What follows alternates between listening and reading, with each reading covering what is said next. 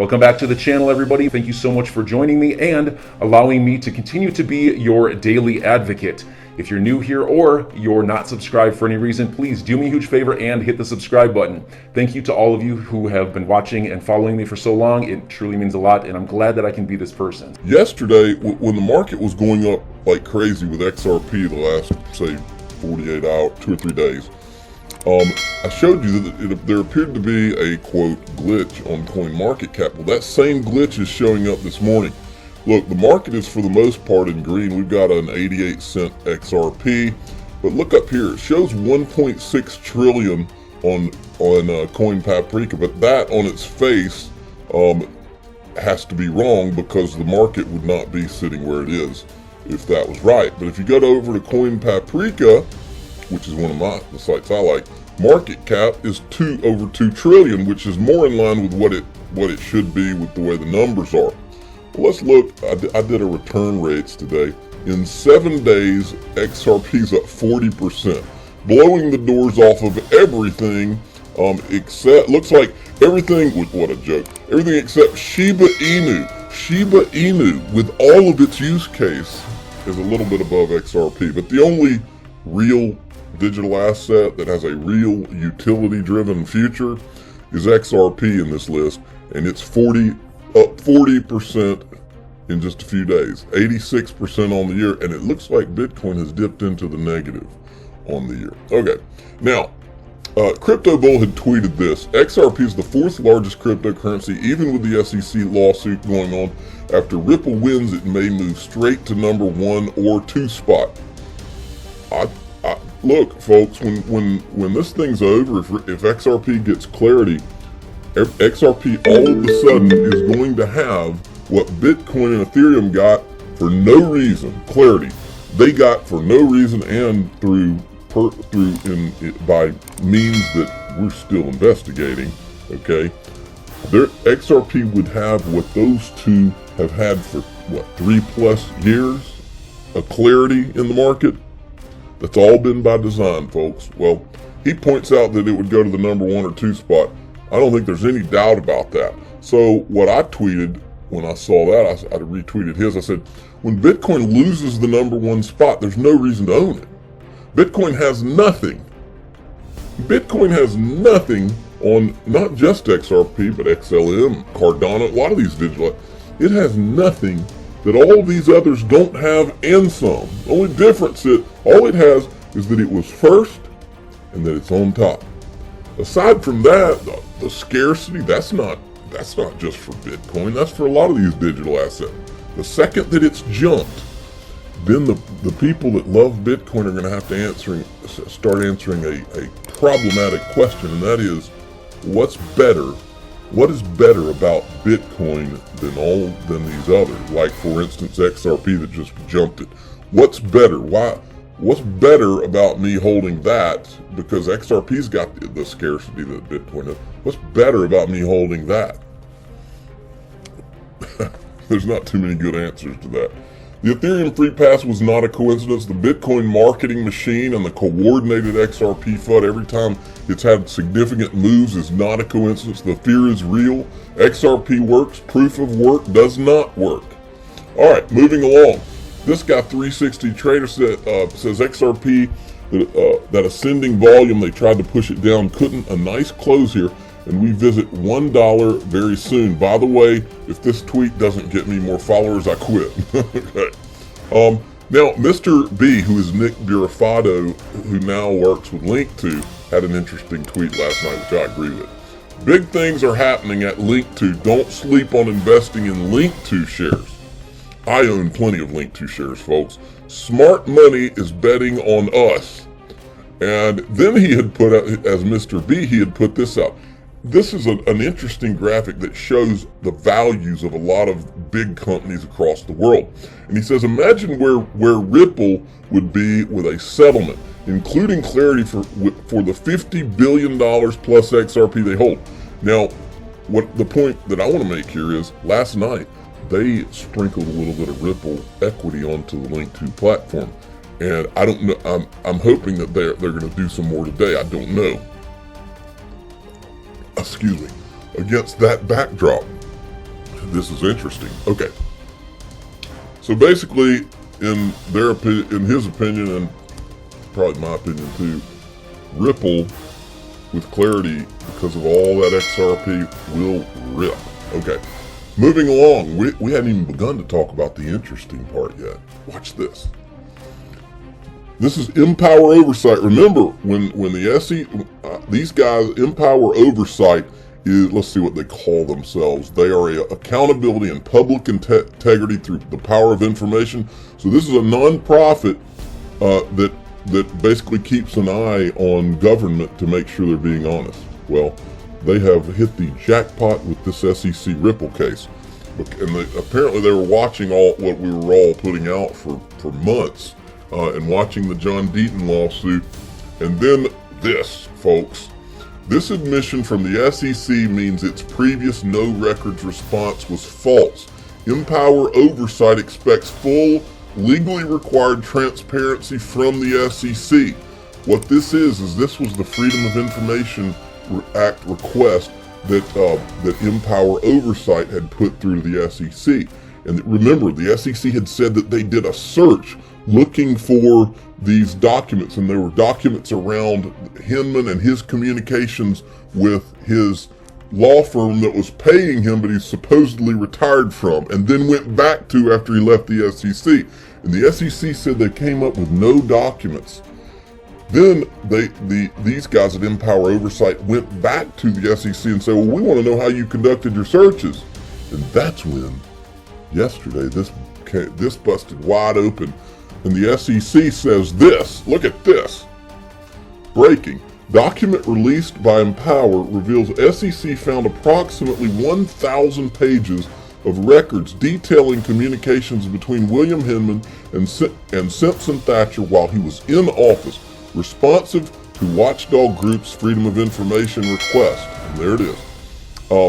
Document appears to be a letter memorializing apparently combative conversations between Empower and the SEC staff over claims no responsive documents now subject of litigation in group's investigation of potential conflicts of interest.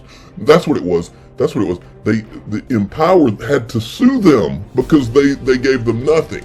Had to turn around and sue the SEC.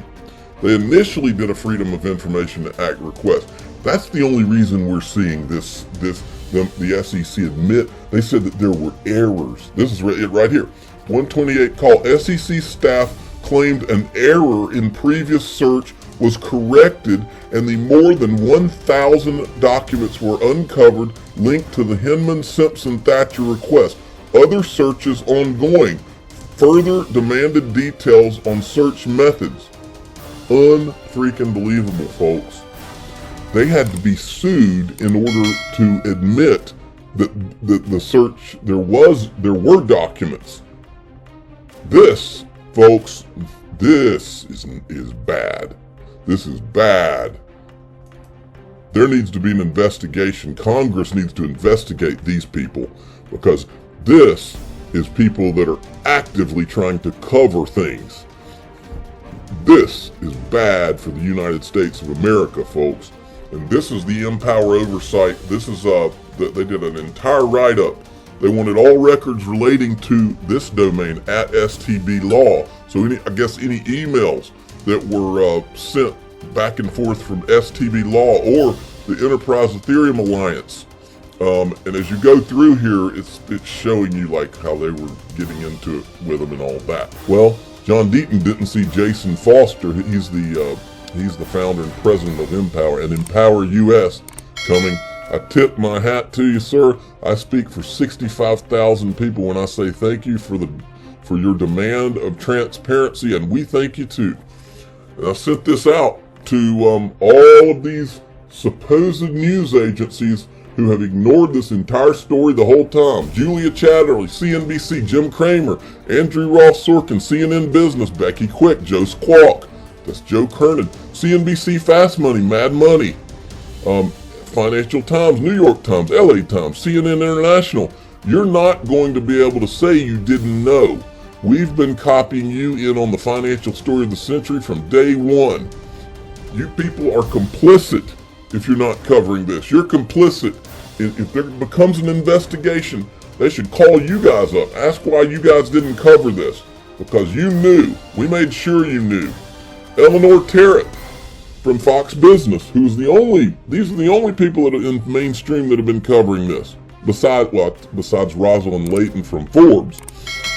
Eleanor Terrett, the no records blunder, that's being nice, by the SEC doesn't surprise me. As I've said before, the agency was fairly responsive in the early days of Charles Gasparino and my Fox Business investigation, but then went radio silent when asked to comment or correct our facts.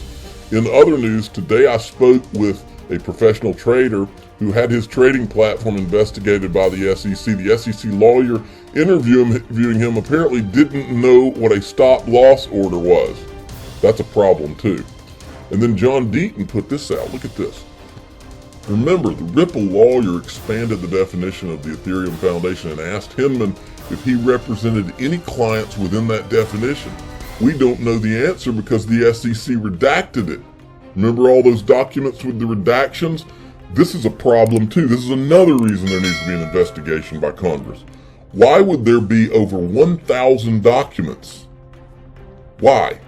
If he was retired, that's what he said, he was retired. Why would there be 1,000 documents that are communications between Bill Hinman and that law firm? There wouldn't be. And then he's retweeting this TAIG tweet. In Bill Hinman's deposition, he answered no when asked if Ethereum Foundation or Consensus were clients of Simpson Thacher. Simpson joins the EEA just 3 months after Hinman joins the SEC. Yeah, I'm going to call that a big fat whatever. So anyway, man, this stinks. Then Rosalind Layton picked up on it. She says, so, XRP was always a security, which was purportedly obvious since 2013, even though SEC didn't know until December 2020. Hinman said we, but meant I, and now no responsive documents is actually 1,000 pages of records. SEC arrogance is astounding. This right here, there is more to this story. I'm just going to cover what's out there, but mark my words, there is more to this story. Brad Garlinghouse is retweeting this. This is about the Department of Justice seizing they seized a bunch of Bitcoin from the hack, I guess, of Bitfinex. Brad Garlinghouse, now think about this for a second. For years, the media has run with this narrative that we always knew was a lie, and the lie was, oh, well, Bitcoin and crypto, that's for money laundering and for tax evasion and criminal activity, drug dealers and all that. But the irony is, all of this is more trackable than cash. I've said this for years now. It's more trackable than cash. And this leads me to one conclusion and one conclusion only.